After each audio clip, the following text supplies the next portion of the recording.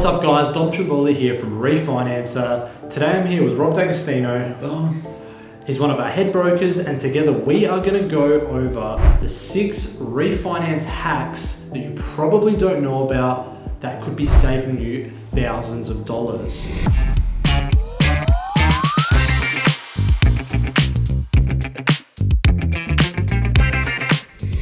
Now Rob is going to kick us off with number 1. Number 1 is cashback.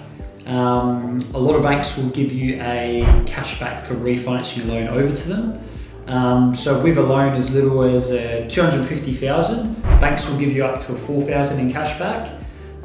Even some lenders can sometimes do a $6,000 cashback for loans of around the $1 million mark. And there's even lenders out there that will give you a cashback for each property that you refinance over to them. And then in rare cases, sometimes banks actually do a purchase cashback. Wow, that's crazy. And then the thing that really just stuck with me there is you've got a loan of $250,000. A bank is going to give you $4,000 to refinance it over to them. Wow. And we often get comments on Facebook and everyone's kind of saying, what's the catch? The 3 things they know that could be the catch: is the interest rate higher? Are the fees higher? And is there some crazy condition that no one's going to meet? There's no catch. There's just a minimum loan amount with these banks. You have to be refinancing from a different financial institution, and most of them will just want you sometimes to open up an everyday account with that bank. So can you pretty much get the best or the lowest rate of the market with this cashback? Yes, definitely. There you go. Now, number 2, consolidating debt. Right, so now you guys will be pretty aware of the concept of, having a home loan of $400,000, a personal loan of $10,000, credit card of $10,000. You can bundle it all together and just have one home loan of $420,000, right? Now, a lot of people think you've got to do that over 30 years in just one loan split, and you don't have to, right? What you can actually do, you can keep that home loan split of $400,000. You can keep it over the same loan term, let's say 20 years, and you can bundle in that personal loan and credit card in a separate loan split of $20,000, and you can make that loan term 3, 4, 5 years. So it's not like putting it into the home loan, you're going to add 25 years to your debt. You can still pay it off quicker, and the interest rate is much lower than a credit card or personal loan or something like that. So that is a big one, and honestly no one really kind of knows that we speak to, and that's going to save you guys big money if you implement a debt consolidation like that.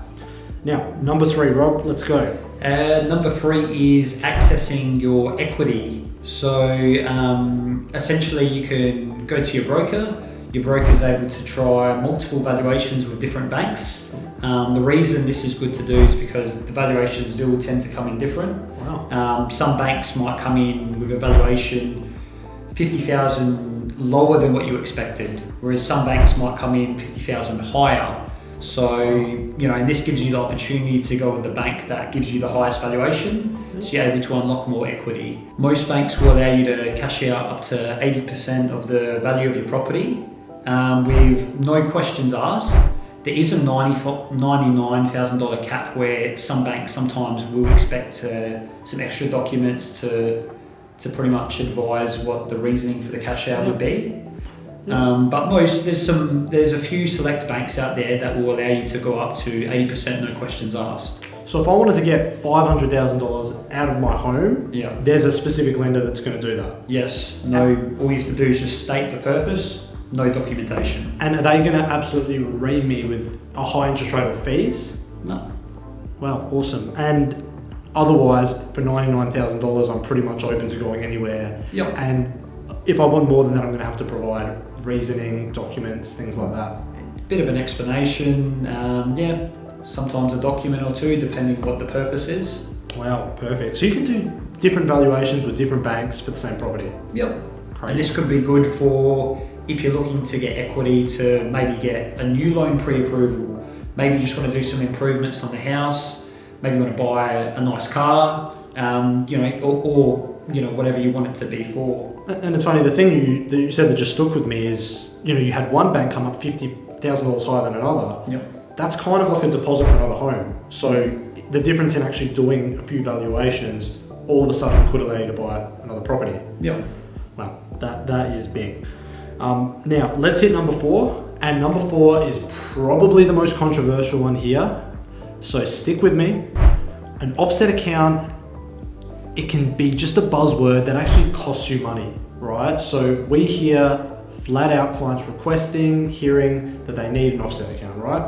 All the time. All the time. And the question we always ask our clients is the offset account actually going to save you money? Because an offset account does come at a premium, right? And the premium is generally a $395 annual fee. So over 2 years, that's pretty much $800. Yep.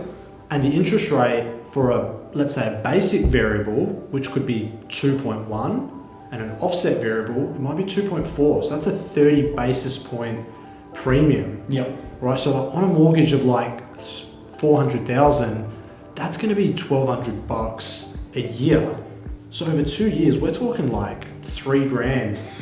That's a $3,000 premium for an offset account. Yeah. That's pretty big, and like you got to have enough savings to actually merit that. Like if you've got 20, 30 grand in the bank, an offset account might save you like a few $100 over that period. So it doesn't make sense to save a few hundred to spend $2 or $3,000. Yep.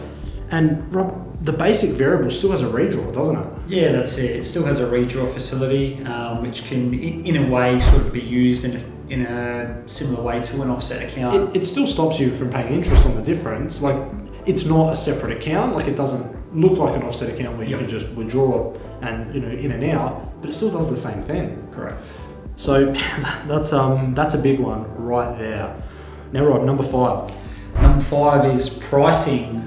Not too many people know, but sometimes for larger loans or people with 1, 2, 3, 4 loans portfolios, sometimes banks, when you go through your broker, they're able to do pricing requests. So this essentially means that because you've got a larger loan amount, the bank's happy to discount the interest rates a little bit lower than what they'll advertise to your average Joe Blow. Wow. So Rob, if I spend hours researching online about if I've got a larger loan, can I get a better deal? Am I likely to find anything? Not really, but if you go to your broker and he can shop around the market for you, do pricing requests with multiple banks and come back to you with the best possible deal, really. Yeah, because the banks will probably get a lot of backlash if they're like advertising, if you've got a larger loan, you're going to get a better deal. So It's one of those things they're not really going to put out there, but rest assured a broker can really do the hard work to get that. Yep, exactly right. Wow, that's another big one. And number 6, we're going to be talking about loan term and extra repayments, right? So this is going to be a different way to look at a loan term. We have a lot of clients, when we refinance them, they might be on 25 years, and the first thing they're going to say is, I only want to refinance if I can keep 25 years, or even go less. I don't want 30 years. And sometimes it's not possible because sometimes their income might have reduced, so they have to go on 30 years for borrowing capacity. Yeah. And especially these days with clients going on a lot of variable loans, if you go on a 30-year loan term, it's not going to take you 30 years to pay down your loan. Like Rob, if I won the lottery tomorrow, right, how long is it going to take me to pay off that loan? 1 second. 1 second. So that's not 30 years, right? And you can make unlimited extra payments on a variable mortgage. So even if I'm not winning the lottery, I can just be putting as much money in there as possible. Yep. And another one is people tend to think with fixed loans, you're really kind of capped.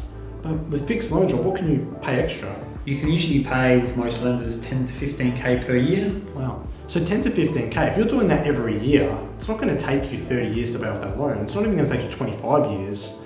So, I don't know, it kind of doesn't really seem like, if the choice is between me going 30 years to get a better interest rate and maybe a cashback, doesn't really seem to be a compelling argument not to do that. Yep. And the big thing as well is if buying another property is in your plans, if you're on 25 years, your mandatory repayments are going to be higher. If you're on 30 years, your mandatory repayments are going to be lower. You're going to get much better borrowing capacity and lower repayments. So it's kind of like, don't let the bank dictate your minimum repayments. Let's go with the lowest, but pay extra if you want. Just don't hamstring yourself in the future. Yep. So there you have it, guys. That's our 6 refinance hacks. We hope you find some of them useful. Now, Rob, if someone wants to get in contact with us and have all of these hacks tailored to them and their personal circumstance, what should they do? yeah, just reach out to us through Facebook, a message, or give our office line a call, and we'll be able to have a nice, easy chat and see how we're able to help. Perfect. Be our pleasure. Feel free to like, subscribe, comment below. We're planning on doing lots of videos, so feel free to give us some ideas about what to do. We'll catch you later, guys. Bye. See you guys.